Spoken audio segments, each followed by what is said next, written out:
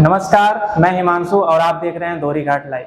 कहा जाता है कि स्वास्थ्य है तो सब कुछ है।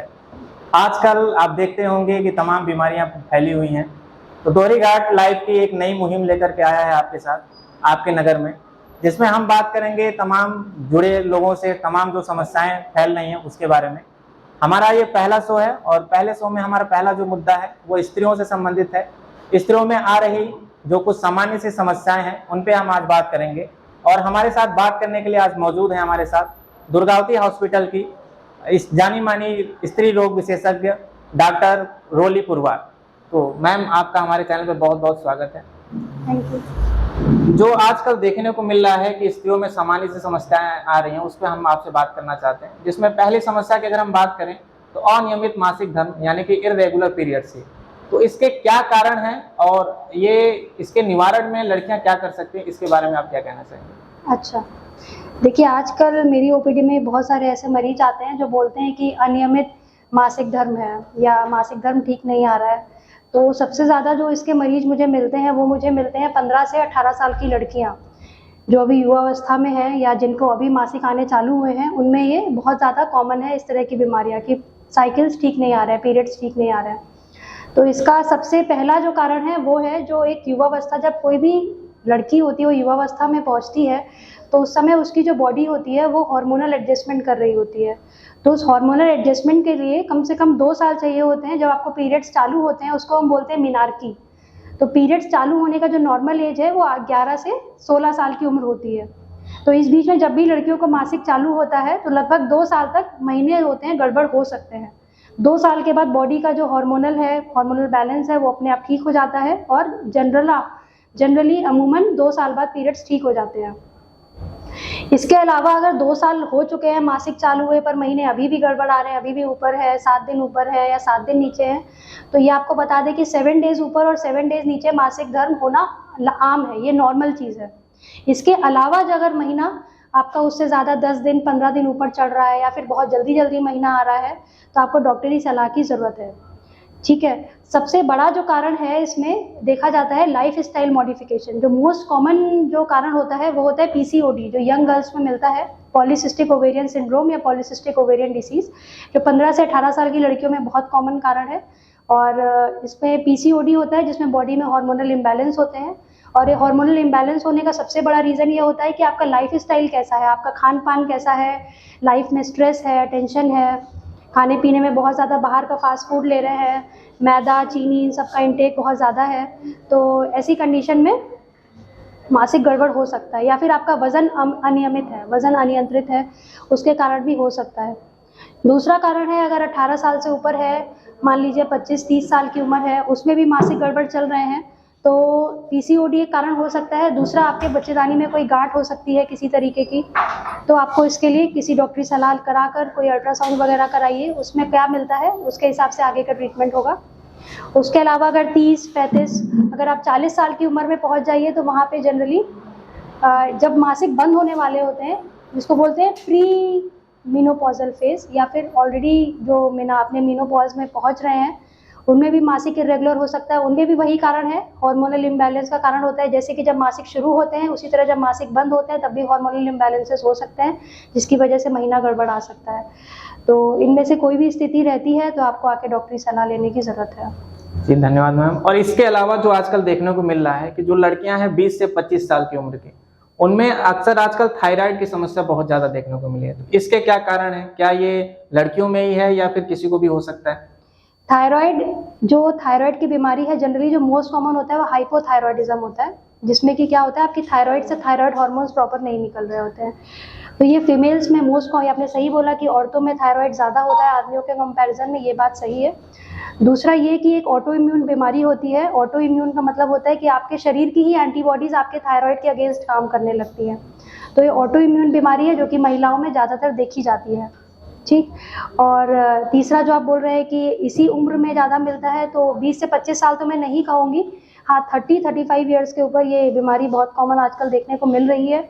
इसमें भी मैं कहूँगी खान पान का बहुत ज़्यादा रोल है, आपकी लाइफ स्टाइल कैसी है, आपका सोने का टाइम, आपका उठने का टाइम, आपके लाइफ में आप एक्सरसाइजेस कितना है, आप व्यायाम करते हैं नहीं करते हैं, कितना टेंशन ले रहे हैं लाइफ में, तो ये सब चीज़ें आपके बॉडी को कंट्रोल करती हैं। एक और चीज निकल के आती है मैम, जो देखा जाता है थायराइड होने के बाद लगातार लोग दवा करते हैं, क्या वो थायराइड को पूरी तरीके से हम ठीक कर सकते हैं? थायराइड बीमारी क्या होती है कि शरीर में एक थायराइड नाम की एक ग्रंथि होती है जो आपके गले में होती है, जिससे थायराइड हार्मोन निकलता है। तो थायराइड नामक हार्मोन आपकी बॉडी की मेटाबॉलिज्म कंट्रोल करता है। कि आपकी मेटाबॉलिज्म का मतलब ये है कि आपके शरीर की जितनी भी एक्टिविटीज़ हैं जो ब्रेन से कंट्रोल होनी है, थायराइड नाम का हार्मोन उसको कंट्रोल करता है। तो ठीक है, तो अगर थायराइड ग्रंथि अगर आपकी प्रॉपर थायराइड हार्मोन नहीं निकालती है, उसको बोलते हैं हाइपोथायरॉयडिज्म। तो हाइपोथायरॉयडिज्म की स्थिति में आपको ऊपर से थायराइड हार्मोन लेना पड़ता है। तो जितना आपका थायराइड ग्लैंड हार्मोन निकालता है वो है, उसके ऊपर आपको जितना सप्लीमेंट होता है वो आपको डॉक्टर चलाते हैं कि आपको इतने mcg का टैबलेट लेना है थायराइड के लिए। तो ये कहते हैं कि लाइफ टाइम तक ये गोली खानी पड़ती है, ये बात सही है, क्योंकि थायराइड अगर एक बार हो जाता है तो उसके बाद आपका थायराइड ग्लैंड आपका एक लिमिटेड अमाउंट में ही थायराइड हार्मोन निकाल रहा है, उसके ऊपर आपको थायराइड सप्लीमेंट ऊपर से लेना पड़ता है। इसके चलते जो आजकल जो महिलाओं में जो यंग एज में शादी हो जा रही है 23-24 साल या 25 साल में, उन्हें कंसीव करने में बड़ी दिक्कत आती है। 2 साल 3 साल तक होता है, 4 साल तक हो जाता है, बच्चे नहीं होते। इसके क्या वजह हैं और इसके क्या निवारण हो सकते हैं? हाँ, आपका जो मेन जहाँ से आपकी बात चालू हुई है, जो मैंने बताया था पॉलीसिस्टिक ओवेरियन डिसीज, ये आजकल बहुत कॉमन है यंग गर्ल्स में। रिप्रोडक्टिव फेज जिसको जो आप 20 से 25 साल बता रहे हैं, रिप्रोडक्टिव एज ग्रुप होता है। और रिप्रोडक्टिव एज ग्रुप में जो पीसीओडी है बहुत कॉमन बीमारी है। और पीसीओडी का जो जननी है, जो माँ है पीसीओडी की, वो है लाइफ स्टाइल। आपके किस तरह का लाइफ स्टाइल है, क्योंकि वो ही चीज़ जो आपकी बॉडी की एक सर्केडियन रिदम होती है कि बॉडी के जो हार्मोन्स होते हैं यूजली ब्रेन से निकलते हैं, हाइपोथैलेमस से निकलते हैं, फिर वो आपके सेक्स ऑर्गन्स पे एक्ट करते हैं, सेक्स ऑर्गन्स के बाद फिर आपकी बॉडी पे उसका इफेक्ट आता है। तो वो जो हार्मोन्स किस तरह से निकल रहे हैं, आपकी बॉडी में किस तरह एक्ट कर रहे हैं, और सब कुछ आपकी बॉडी के रिदम के हिसाब से होता है। तो आप जितना जो हमारी जो एक जीवन शैली होती है, हमारी जीवन शैली अच्छी होनी चाहिए, हमारा खान पान अच्छा होना चाहिए। तो वो सब चीज़ें आपकी साइकिल और फिर आपका रिप्रोडक्शन, इवेंचुअली जो चीज़ आपकी साइकिल से होगी वो फिर आपका आके रिप्रोडक्टिव लाइफ आपकी कैसी है उस पर डिपेंड करता है। तो सबसे जो एक है पीसीओडी नाम की जो बीमारी है, इसके लिए सबसे इम्पॉर्टेंट जो ट्रीटमेंट है वो है लाइफ स्टाइल मॉडिफिकेशन। सबसे फर्स्ट एडवाइस पेशेंट को दी जाती है लाइफ स्टाइल मॉडिफिकेशन। रहने का पूरा कैसे? हाँ, आपको क्या खाना है, क्या नहीं खाना है, आपका वजन कितना है, आपका बीएमआई कितना है। बीएमआई क्या होता है? बीएमआई एक रेंज होती है कि आपके वेट और आपकी हाइट के हिसाब से आपका कितना बीएमआई होना चाहिए। तो एक इंडियन सिनेरियो में इंडियन फीमेल्स के लिए एक सेट है कि हमें यहाँ 18 to 23 हमें बीएमआई अपना रखना है। तो 18 to 23 बीएमआई रखने के लिए हमारा कितने हाइट पे कितना वजन होना चाहिए, बीएमआई होता है बॉडी मास इंडेक्स। ठीक है, तो आपका कितना, आपकी हाइट के हिसाब से, आपकी लंबाई के हिसाब से आपकी बॉडी का कितना वजन होना चाहिए, ये एक आइडियल एक चीज, एक मार्क होता है कि उसके ऊपर है तो आपका मोटापा है, उससे कम है तो आपका अंडर नरिश हो, आप माल नरिश हो। तो वो एक रेंज में रहना बहुत इंपॉर्टेंट है। और आजकल मोटापा एक बहुत कॉमन बीमारी है। मोटापे की वजह से आजकल 25 साल 30 साल में भी लोगों को डायबिटीज देखने को मिलती है। तो ये सब सारी चीजें ये सिर्फ हार्मोनल इम्बैलेंस की वजह से है। तो सबसे जो फर्स्ट है वो है आपको अपना लाइफ स्टाइल, आपको अपना जीवन शैली सुधारना है। दूसरा, आपको स्ट्रेस नहीं लेना। लाइफ में जितना टेंशन रहेगा वो टेंशन आपके बॉडी को, आपकी साइकिल को, आपकी रिप्रोडक्टिव लाइफ को सब कुछ अफेक्ट करता है। तो उस चीज़ को, 2 चीज़ को ध्यान देना है। तीसरी चीज़, नींद, प्रॉपर स्लीप होना चाहिए। नॉर्मली सबका अपना अपना स्लीप साइकिल होता है, पर generally 6 to 8 hours of sleep recommended है कि आपको 6 से 8 घंटे जनरली आपको इतना साउंड स्लीप होना चाहिए आपकी बॉडी को प्रॉपर रिलैक्स करने के लिए, प्रॉपर रेस्ट करने के लिए, क्योंकि आज की लाइफ स्टाइल में नहीं पॉसिबल हो पाता है। तो यही है कि जिनको नॉर्मली, जिसको रिप्रोडक्टिव प्रॉब्लम है या किसी तरह की कोई समस्या है, तो सबसे पहले अपनी लाइफ स्टाइल, अपनी जीवन शैली में सुधार करिए। अपना वजन देखिए, बीएमआई कैलकुलेट, आप ऑनलाइन फ़ोन में हर जगह ऐप होता है बीएमआई कैलकुलेटर, अपना वजन और हाइट डाल के आप बीएमआई कैलकुलेट कर सकते हो। अपनी रेंज में देख सकते हो कि हाँ, मेरे को कितना वजन कम करना है अपनी हाइट के हिसाब से, जो कि मेरे लिए अच्छा है। जैसे ही मान लीजिए patient 4 to 5 kg weight loss करती है, या वो अपनी लाइफ में योगा या कुछ एक्सरसाइज शामिल करते हैं, 3 महीने के बाद देखा जाता है कि उनके मासिक नॉर्मल हो जाते हैं, उनके हो सकता है पेशेंट कंसीव भी कर जाए उस समय। तो ये सब बहुत कॉमन है। तो सबसे इम्पोर्टेंट लाइफ स्टाइल मॉडिफिकेशन होता है। एक और चीज जो देखने को आजकल कॉमन देखने को मिल रही है, सबसे बड़ी समस्या बच्चेदानी की समस्या, ये अधिकतर महिलाओं में हमें देखने को मिल रहा है। तो मैम, इससे किस तरीके से बचा जा सकता है और किस तरीके से इसको दूर? बच्चेदानी की समस्या मतलब हम अधिकतर ऑपरेशन इसके देखने को मिल रहे हैं मोस्टली, जैसे बच्चेदानी में गांठ हो जाना, सूजन हो जाना, या फिर इस तरह की समस्याएं देखने को मिलती हैं, जिसका लास्ट स्टेज हो जाता है कि उसको ऑपरेशन करके निकालना ही पड़ता है। इस चीज से कैसे बचें? देखिए, सबसे पहले जो मैं आपको बताना चाहूँगी कि बच्चेदानी मतलब ये मैसेज और भी लोग के लिए है कि जो बाहर कई सारे ऐसे लोग हैं, क्वैकरी प्रैक्टिस चलती है। क्वैकरी प्रैक्टिस का मतलब होता है कि बस हाँ क्या बच्चे पैदा हो गए, आपकी एज 40 साल हो गई, बच्चेदानी सड़ गई है, निकलवा दो। तो ये एक बहुत कॉमन सेंटेंस है जो मुझे अपनी ओपीडी में सुनने को मिलता है, और ये बिल्कुल गलत स्टेटमेंट है। ठीक है, हर चीज़ का मेडिकल ट्रीटमेंट अवेलेबल है। एज फूड जितना अवॉइड कर सकते हैं सर्जरी को अवॉइड करना है। उसके अलावा जब कोई और इंडिकेशन जब एब्सोल्यूट इंडिकेशन बने, ये नहीं है कि बच्चे पैदा हो गए, हमारी फैमिली कंप्लीट हो गई, 40 साल उम्र हो गया, बच्चेदानी का क्या बच्चेदानी की समस्या क्यों आती है मैम? बच्चेदानी की समस्या आने का कारण ये देखिए, एक चीज होती है पीआईडी इन्फेक्शन, जो मुझे सबसे ज्यादा यहाँ पे देखने को मिलता है, पेल्विक इन्फ्लेमेटरी डिसीज।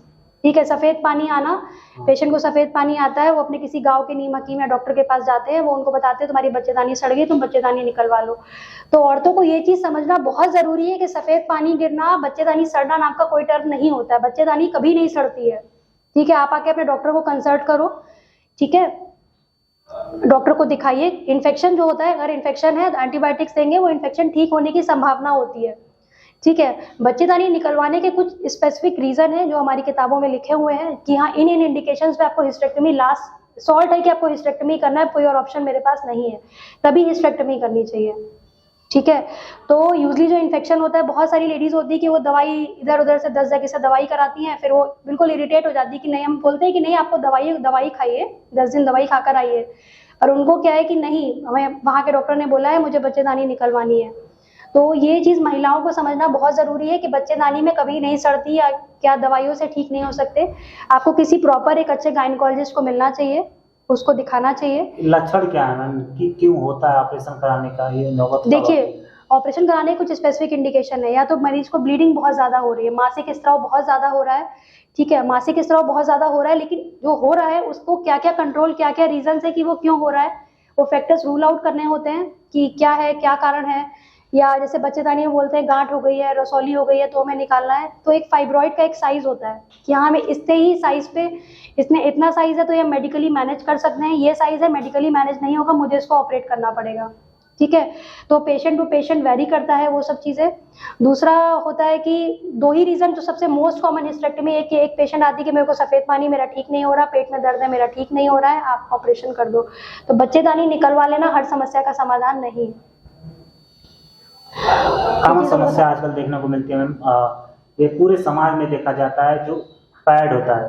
अभी आप देखेंगे गांव में या शहरों में मोस्टली लोग इस्तेमाल करते हैं, देखते नहीं, लेकिन गांव में एक पैड खरीदने के लिए इतना समाज में मतलब उसको ऐसे नजरिए से देखा जाता है कि कह नहीं सकते। तो इसको लेके क्या आपका कहना है? इसको लेकर सबसे पहले जो घर की जो औरतें हैं, जो घर की महिलाएं हैं, उनको अपने घर की लड़कियों को, अपने घर के बच्चों को बताना है कि महीना आना कोई छुपाने की चीज़ नहीं है, पीरियड्स कोई छुपाने की चीज़ नहीं है।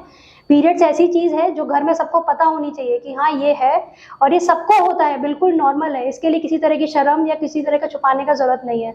जहाँ से वो चालू होता है, फिर क्या होता है कि घर में बोलेंगे कपड़ा यूज़ कर लो, फिर कपड़ा धो लो, उसको धो के जब सुखाना भी है तो धूप में नहीं सुखाना है, किसी कपड़े के नीचे ढककर सुखाना है। तो ये सब चीज़ें बहुत गलत है। तो ये जो हम अपब्रिंगिंग कर रहे हैं, जो जनरेशन है, जो जिसकी अपब्रिंगिंग हो रही है, उसके दिमाग में ये चीज़ डालनी है कि पीरियड्स कोई छुपाने की चीज़ नहीं है। It is a very normal phenomena, जो कि सबको होता है, हर लेडीज़ को होता है, हर औरत को होता है, और ये होना भी ज़रूरी है, बिल्कुल नॉर्मल है। तो अब जैसे देखा जाता है कि शहरों में तो अब बहुत ज़्यादा इस तरह की चीज़ें कॉमन हो गई हैं, लेकिन गांव में अभी भी लोग बहुत शर्माते हैं। मतलब ओपीडी में मरीज आती है, उसको पीरियड्स की दिक्कत होगी तो वो बोल भी नहीं पाती, उसकी मम्मी को या उसके घर का कोई बड़ा बुजुर्ग आता है, वो बताता है कि इसको ये मासिक की समस्या है। तो ये हमारी लड़कियों के लिए मैसेज है कि जितनी भी यंग गर्ल्स हैं जिनको भी पीरियड्स स्टार्ट हुए हैं, तो आप लोग को इस चीज़ से शर्माने की बिल्कुल ज़रूरत नहीं है। It is a very normal phenomena, हर लड़की को होता है। तो आप आगे बढ़िए और अच्छे से इसको जो भी है अपनी प्रॉब्लम शेयर करिए, और पीरियड्स के समय हमेशा साफ सुथरा सैनिटरी पैड ही इस्तेमाल करिए। अगर बाई चांस आप नहीं अरेंज कर पा रहे हो, कपड़ा ही इस्तेमाल करना है, तो कपड़े को साफ धो के उसको 4-4 घंटे में चेंज करना है, और उसको धूप में सुखाना है, छाँव में नहीं सुखाना है। धूप नहीं है, धूप में नहीं सिखा पा रहे हो तो उसको आयरन कर लो, उसको प्रेस करके फिर आप उसको यूज़ कर सकते हो। जो मेंस में मेंटलिटी देखी गई है, उसको लेके कुछ कर दें मैम, इसको लेके। मेल्स जो भी अब जो यंग जनरेशन है, उसको मैं ये बताना चाहूँगी, जो भी यंग लड़के हैं, यंग बॉयज़ हैं, उनको आपके घर की जैसे आपके घर में लेडीज़ हैं, आपके घर में बहनें हैं, माताएं हैं, तो उनको आपको, अगर वो थोड़ा शर्मा रही है तो आप उनसे खुल के इस टॉपिक के बारे में बात कर सकते हैं। उनको कोई समस्या है तो उनकी प्रॉब्लम का समाधान कर सकते हैं। उनको अगर डॉक्टरी सलाह की ज़रूरत है, बहुत सारी औरतें होती हैं वो इलाज इसलिए नहीं करा पाती क्योंकि वो शर्माती ही रह जाती है। बहुत सारी ऐसी औरतें मेरे पास पहुंचती, मैं कैंसर की डॉक्टर हूँ, तो कैंसर में बहुत कॉमन है सफ़ेद पानी गिरना बच्चेदानी के मुंह से। तो बच्चेदानी के मुंह से सफ़ेद पानी गिरता है, वो अर्ली स्टेज में बता ही नहीं पाती है। जब वो 6 महीना साल भर गुजर जाता है, जब वो स्टेज 1 से स्टेज 4 में कैंसर पहुंच जाता है, जब उनकी समस्या इतनी हो जाती है कि अब वो किसी से नहीं छुप सकती, तब वो डॉक्टरी सलाह के लिए आती हैं। तो अगर आपको कभी भी किसी घर के किसी मेल्स को या कुछ ऐसा लगता है कि नहीं मेरी फैमिली में ऐसा प्रॉब्लम है, तो आपको अपनी जो भी है, आपको घर में अपने पार्टनर से, जो भी आपकी वाइफ है या आपकी माँ है या आपकी बहन है, उनसे शेयर करिए और उन्हें डॉक्टर के पास लेकर आइए। उनको ये समझाना है आपको अपने घर की लेडीज़ को, ये कोई शर्माने वाली बात नहीं है। It is a very normal thing, हर औरत हर लेडीज़ को होता है। बहुत बहुत धन्यवाद मैम। ये थी हमारे साथ डॉक्टर रोली पुरवार, और आज का हमारा टॉपिक आपको अच्छे से समझ में आया होगा। इसका निष्कर्ष यही निकलता है कि आप लाइफ अच्छे से जिए, रील्स के ज़माने में रियल बन के रहें, तो आप डॉक्टरी सलाह से भी बच सकते हैं। और अगर आपको ज़रूरत पड़ती है तो आप किसी गांव के हकीम या किसी से इलाज न करवाएं, डॉक्टरी सलाह जरूर लें। खासकर लड़कियों से लिए निवेदन है, दोहरी घाट लाइव की परिवार की तरफ से आपसे ये निवेदन है कि अगर आपको कोई भी समस्या ऐसी आती है तो आप किसी अच्छे डॉक्टर से सलाह लें, बेझिझक सलाह लें, और शर्माने की बात नहीं है। इसी के साथ देखते रहें दोहरी घाट लाइव। आगे मिलते हैं नेक्स्ट शो में नेक्स्ट हेल्थ इशू को लेकर के। धन्यवाद।